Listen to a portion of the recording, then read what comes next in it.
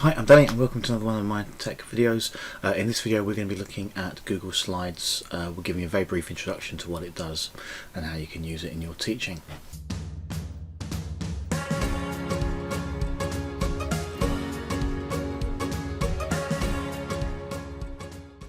What I want to look at in this session is basic features of Google Slides. I want to look at how you add a theme, slide templates, look at inserting videos and images and shapes, look at creating interactive slides, so branching presentations, looking at the presenter mode, and also how you can publish to the web and embed your presentations. So just starting with a basic slide on here. If you've used other presentation tools like PowerPoint, you'll kind of know what to expect.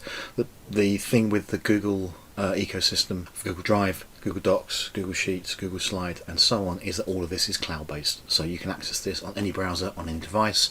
If you want to access this on tablets and so on, then you can install the appropriate apps. But everything is stored in the cloud. It also saves. So as you go through your presentation, everything is automatically saved. If I want to edit some text, I can click on here and put in some text on the screen. Your fonts are all up on the toolbar at the top here. You've got the choice of font, you've got the size of font, bold, italic, underline, colours, bullet points, all those kind of things that you're used to seeing in PowerPoint are going to be found there. In terms of looking at the themes, if I click away, I've got nothing selected on my screen here, themes are there. So if I click on change theme, down the left of my screen you'll see lots of different themes that are available for you should you wish. Just double click on any of those to choose a theme. If you want to change the layout of a particular slide, then you've got layout just here and you can choose a different layout. Again, PowerPoint does all this stuff, so you should be used to this if that's what you've used before. There are plenty of slide templates in here as well. If I go to File, New, from Template, you get a choice of different templates. So you can have things like photo albums, photo books, portfolios, recipes, yearbooks and so on. So it doesn't have to be a straight presentation. So think of a clicky PowerPoint presentation. This could be a photo book, it could be a portfolio thing, it could be an invitation. There's lots of different things you could do with this, and just using the slides as a way of laying it all out, and then you might be printing it and publishing it to the web. You also then can change the slide background of a particular slide or of all of your slides. Click on background here, choose the background colour you want or a gradient colour, choose an image if you wish, click on done, it will change that slide, click on add to theme, will change all the slides. If you want to insert shapes or a text box, then you can find the icons along here. So if I want to add in a text box, I can click on text box, click and drag and add my text. I can take that box, I can move it, I can fill it with colour if I wish, and we can fill like so. If I want to add shapes, then the shapes are here. I've got shapes like squares, rounded squares, all the different kinds of regular shape that you might want, like hexagons, pentagons and so on, diamonds, smiley faces, hearts, etc. So if you want to draw a little flow chart, you want to draw a quick diagram, you have shapes here which you can use, arrows underneath, call outs, and also equation maths symbols if you want them. If I want to put an arrow in, I can click on the arrow and then you just hold your mouse down, click and drag to draw the shape that you want, move it, choose a different colour, job done. To insert an image, click on here. Now I can upload an image from my computer, I can insert an image from my Google Drive or my Google Photos, I can take a picture on my camera. If I wasn't using my webcam I could do that, or you can search the web. If you search the web, it brings up this little box on the side here. So I've already got pre-done search for elephant. There we go. Let's choose a picture and it'll insert that. If I click on insert, it'll insert that into my page. I can resize that and move that. If you want to search the web or search for an image while you are in the middle of the presentation, then you can click down on this explore button down the bottom right, which brings the explore tab up on the side. So if we're searching for whatever it is you're searching for, let's search for Minion, it'll then give you a web search here or an image search, or you can search your drive to see if there's any files that match that. The other thing that we can do is hyperlink. There's different ways you can do hyperlinking. If I just put in some text, if I know the URL I want to hyperlink to, I could highlight that text and I can either right mouse click and choose link, or I can go up the top here to the hyperlink button, insert link, click on there and you can type in dot blah, blah, blah, if I know the address, I can just type it like that and click apply, and it'll put that link in. If I have another piece of text I want to hyperlink to, I can click on there, and I could link to a file. So I could go into here and I could start typing in the name of a file I know is in my Google Drive. So I've got a Jamboard file in there. I can click on Jam, and there's How's Jamboard. I can click on that, and that will put the link straight in.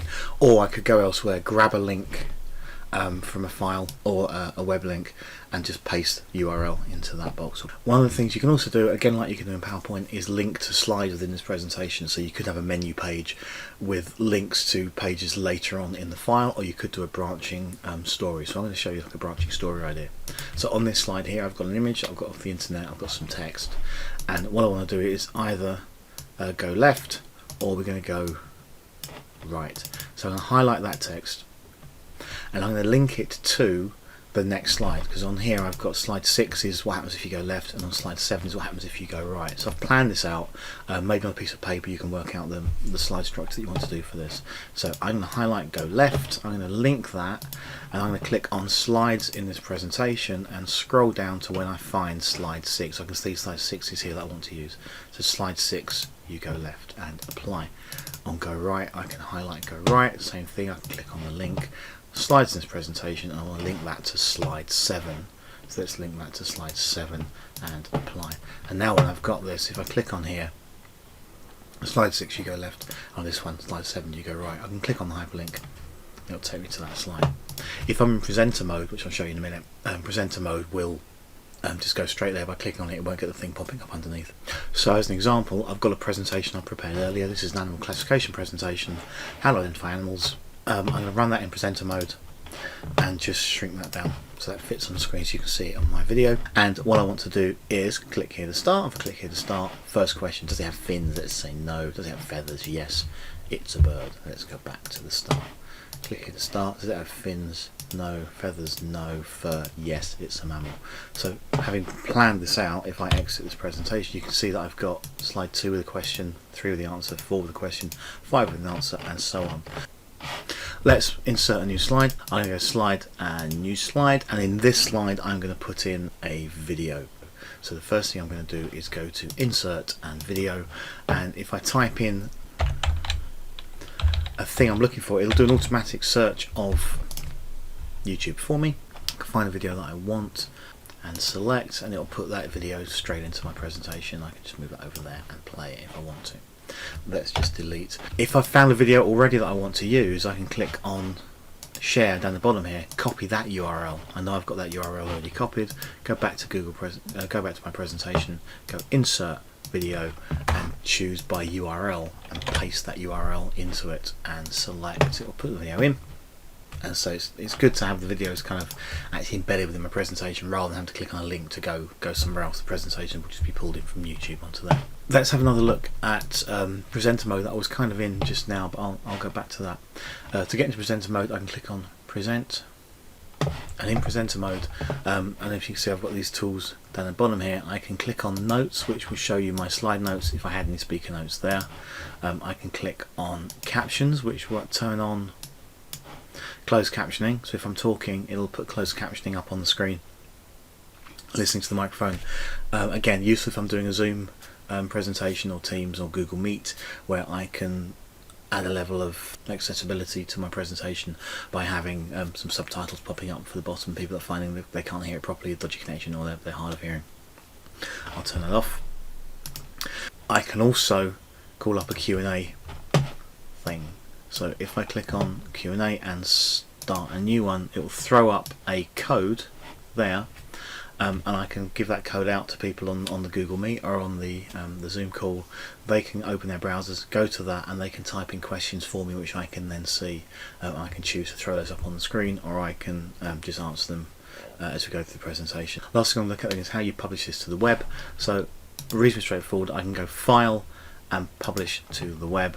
I get a couple of choices. I can have a link, so I can put that link out onto social media, onto Twitter, onto the school website, and this would be a self-playing presentations. So if I wanted to do it as a guide to the school, I wanted to do this as, so say, something for open day, I wanted to do it as a revision presentation, I can put the information onto my slide, I can send this then out to all the students, and they can just click the link and watch either auto advancing, so it goes every few seconds, every few minutes, or they can click and present through it. So it can be a self-paced presentation. Choice is yours. Also, I can embed, and if I embed, then I will get an embed code. So if I click publish there, it'll give me an embed code. Okay, and that embed code I can then copy, and I can paste that into a school website. I can paste that into a blog post. I can paste that into a VLE learning platform or whatever, a Google site. So it's quite good then to again give the students access to that presentation without having to give them file links and so on. They can just go to a page and see the presentation. One final thing I haven't covered yet is sharing. Because this is Google, because this is on the Google ecosystem, it's very easy to share your presentation and collaborate with other people. So either share it for them to have a look at, but actually even better, share it for them to interact with it. So if I click on share, I can start entering email addresses in there of who I want to collaborate with. So I've got colleagues I want to work on this, I can put their email address in and done, and that will give them access. You can choose whether you want them to be an editor or a viewer, and they will access your presentation, and they can add content to it, they can change it, they can edit it, and they can tweak it. If you're a little bit worried about that, don't worry. If we go to file and version history, you can always see the version history. So if people are having access to this and you're worried that they might wreck it, you can always step back in time and look at previous iterations of this. If you think, well, it was great last Friday and someone's wrecked it on Monday, you can go back and have a look what it looked like on last Friday, and you can reload that presentation version if you want to. So you have total control over version history of that. So don't panic. There's some homework you can try, little things to try out. Try using a template, try introduce some content, play with the formats, play with the themes. Have a go at making an interactive slide. Can you do a branching story where you start with slide 1 and every slide there are choices? Do you go left, do you go right, whatever, make it a nice fun adventure story possibly. Make sure you're okay at inserting images and YouTube videos, and have a go at publishing it to the web and sharing a link with someone.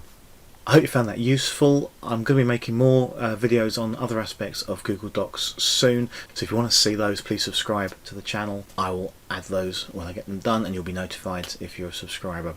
Please get in touch with me if you've got any questions. You can get me on Danny on Twitter, you can get me through my blogs which are on the screen here, and also just add comments below and I'll answer them as soon as I can.